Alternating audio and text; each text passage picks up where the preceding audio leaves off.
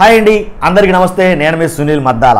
తెలుగుదేశం అధినాయకుడు చంద్రబాబు నాయుడు గారు, అలాగే జనసేన పార్టీ అధినాయకుడు పవన్ కళ్యాణ్ గారు కూటమి అంతా కలిసి పండగ ఏంటంటే పెన్షన్ల పండగ ఆల్రెడీ నిర్వహించారండి. కాబట్టి ఆ పండగలో పెన్షన్లో 7,000 చొప్పున చాలామందికి పంచారు. ఇంకా పెరిగిన పెన్షన్లు కూడా పంచడం జరిగింది.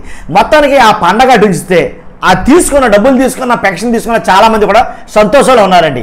ఆ సంతోషం అలా ఉండగానే వాళ్ళ నెత్తిన ఒక పిడిగైతే చంద్రబాబు నాయుడు గారి ప్రభుత్వం వేయబోతుంది.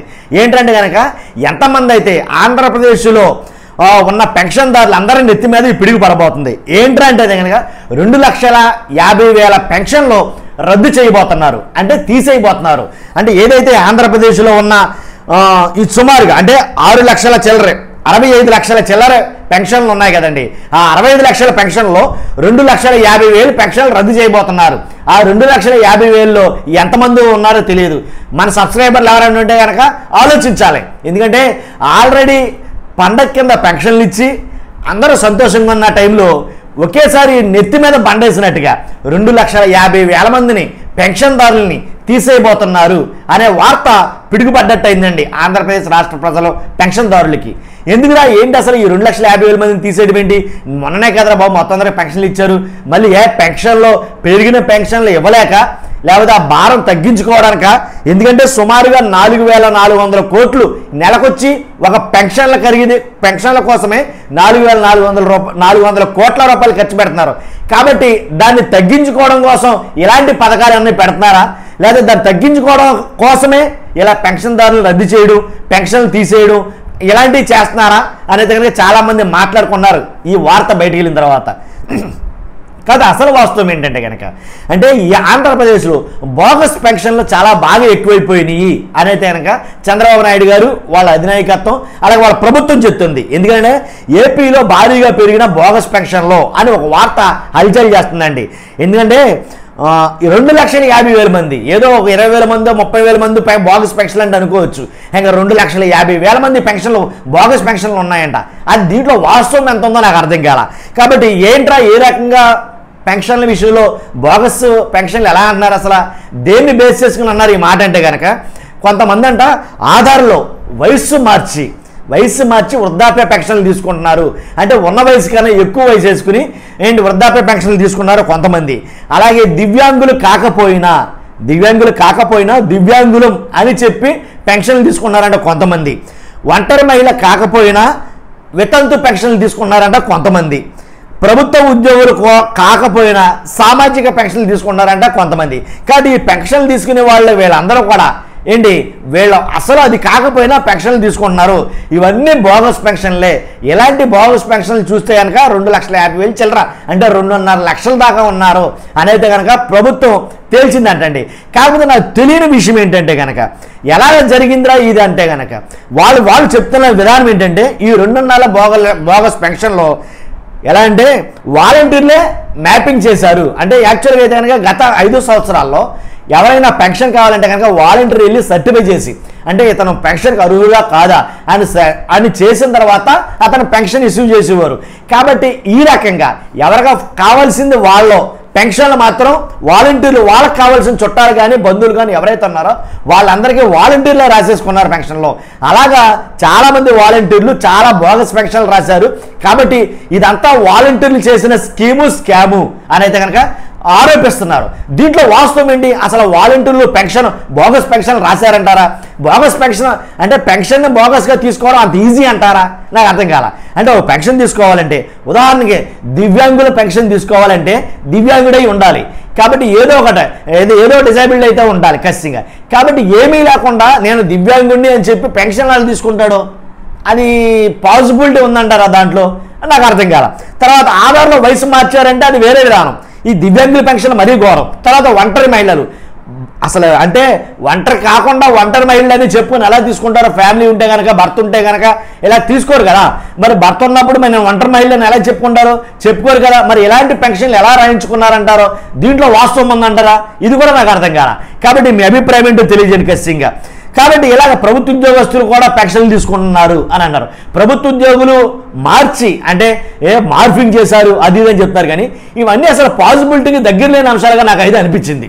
వాస్తవంగా అయితే కనుక పెన్షన్లలో బోగస్ పెన్షన్లు ఒకవేళ ఉంటే గనక ఏదైతే ఆధార్లో వయసు మార్చారు అన్నారు సారా, అలా వయసు మారిస్తే ఏమన్నా పాసిబిలిటీ ఉండొచ్చేమో నాకు తెలిసి. కాకపోతే మిగిలినవన్నీ కూడా పాసిబిలిటీ లేనియే. ఏంటి దివ్యాంగులు కానీ, వితంతు మహిళ అదే ఒంటరి మహిళ కానీ, అలాగే ఉద్యోగులు ఇలాగా. అలాగే కొంతమందికి ఇంకో రకంగా కూడా ఉంటే ఉండొచ్చు. ఏంటంటే ఆస్తుపాస్తులు ఉండి పెన్షన్లు తీసుకున్నారంటే కనుక అదో రకంగా అనుకోవచ్చు. అలాంటివి ఏమైనా ఉంటే కనుక తీసేయచ్చు, దాంట్లో ఎలాంటి డౌట్ లేదు. కాబట్టి దివ్యాంగులు, ఒంటరి మహిళలు ఇలాంటివి కొంచెం నన్ను ఎందుకో కొంచెం నమ్మశక్యంగా అనిపించలేదు నాకు. కాబట్టి ఇంకోటి ఏంటంటే కనుక ఎలా తెలిసింది అసలు 2,50,000 మంది బోగస్ పెన్షన్లు తీసుకున్నారని ఒకే ఒకసారి పెన్షన్లు ఇచ్చిన వెంటనే ఎలా చెప్పగలిగారు? ఏదైనా సర్వే ఏమైనా చేశారా? ప్రామాణికంగా సర్వే ఏమైనా నిర్వహించారా? కాబట్టి గ్రామ స్థాయిలో, మండల స్థాయిలో, జిల్లా స్థాయిలో, రాష్ట్ర స్థాయిలో ఏమైనా సర్వేలు జరిగినాయా? అంటే బోగస్ ఏరివేతలను ఉద్దేశించి, తీసివేతలను ఉద్దేశించి పెన్షన్లు తీసేయాలనే ఉద్దేశంతో ఏమైనా సర్వే నిర్వహించారా? లేదు కదా.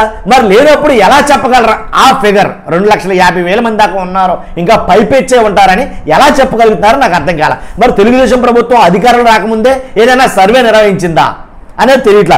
ఒక ఆరోపణ, అంటే వాలంటీర్లు వాళ్ళకు కావాల్సిన వాళ్ళకే పెన్షన్లు రాసేసుకున్నారు అనే ఒక ఆరోపణతోటి ఇన్ని లక్షల పెన్షన్లు రద్దు చేస్తామనడం సబబేనా అని నాకు అనిపించింది. తర్వాత వాలంటీర్లు వాళ్ళకు కావాల్సిన వాళ్ళు రాసుకోవాలంటే ఇక్కడ ఇంకో ప్రధాన ఆరోపణ వస్తుంది.